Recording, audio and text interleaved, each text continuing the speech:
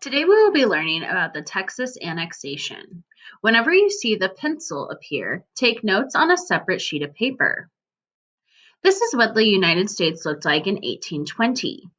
As you'll see, Missouri is still part of the United States, but most of the Southwest is controlled by Spain and parts of Mexico. Up in the Northwest, we have the Oregon Territory, which is disputed by Britain. Americans come to Texas. In 1821, Stephen Austin's father had died, leaving him a large piece of land he had obtained from Spain. Austin was given permission by Spanish officials to start an American colony in Spanish Texas. He promised to choose only honest and hardworking settlers to bring to his colony. Does Stephen Austin's last name seem familiar? Austin, Texas is one of the big cities in Texas today. Stephen Austin was about to make his father's dreams a reality. American settlers had big plans for the colony. On your notes, write down that there is a Spanish colony. Spain controlled Mexico, allowed a U.S. colony to settle in Spanish Texas. And Stephen Austin started a colony of Americans in Texas. Please pause this video at any point if you need more time to write down notes. Many Americans felt Texas was valuable because much of the region was perfect for growing the South's most valuable crop, cotton. Cotton takes a lot of nutrients from the soil, so many plantation owners were looking for more land where cotton could grow. Many Americans felt that Texas would be a great addition to the United States someday.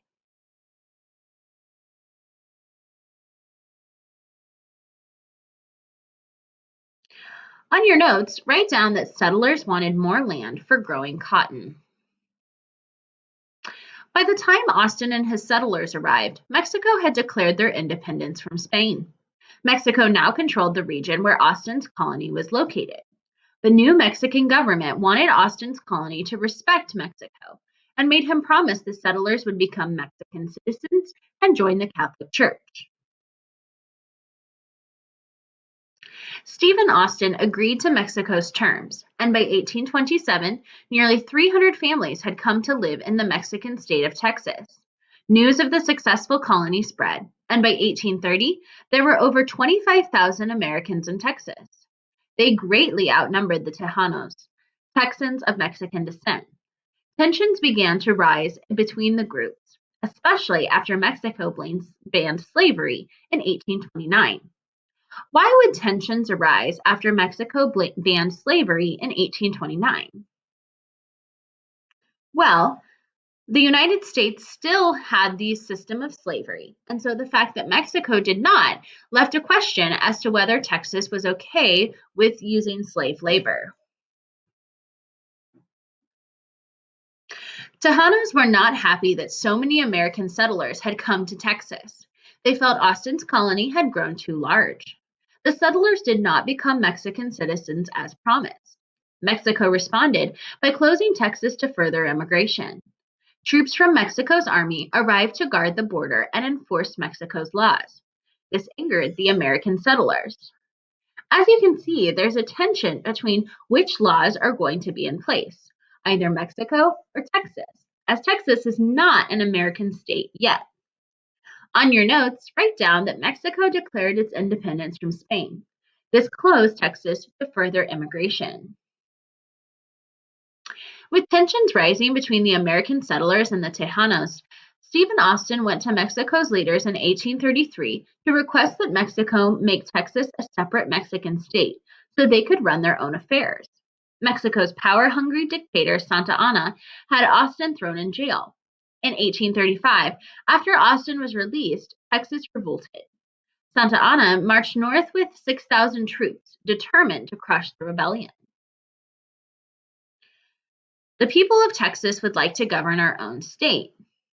Guards, lock him up. I guess that's a no. The Battle of the Alamo. In February of 1836, Santa Anna's army arrived in San Antonio, Texas.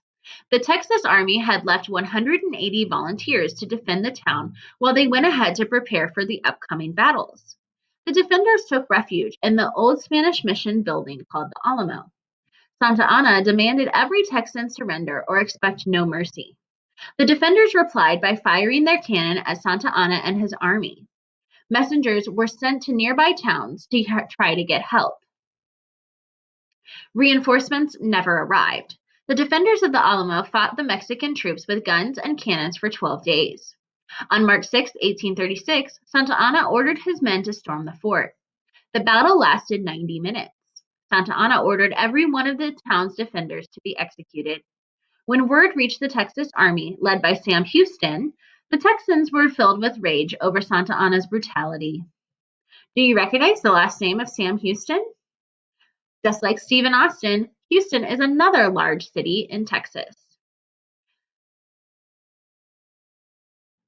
On your notes, please write that the 13-day battle in San Antonio had no survivors. Sam Houston led the Texas Army deeper into Texas to make it more difficult for Santa Anna to resupply and keep his army ready.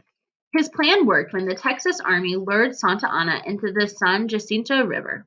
Santa Anna marched his troops through the night, expecting the Texas Army to attack at dawn.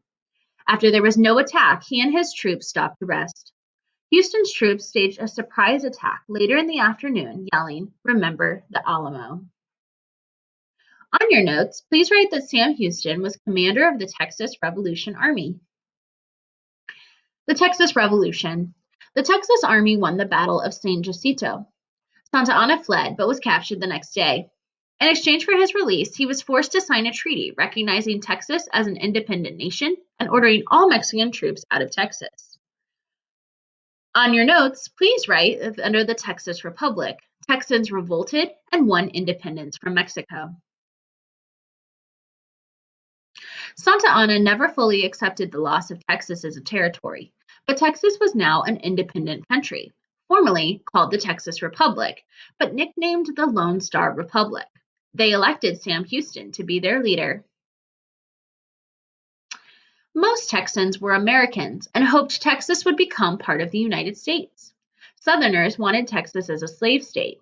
Northerners, who opposed slavery, fought to keep Texas out.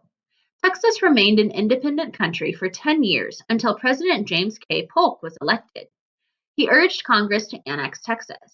In 1845, Texas was admitted as the 28th state.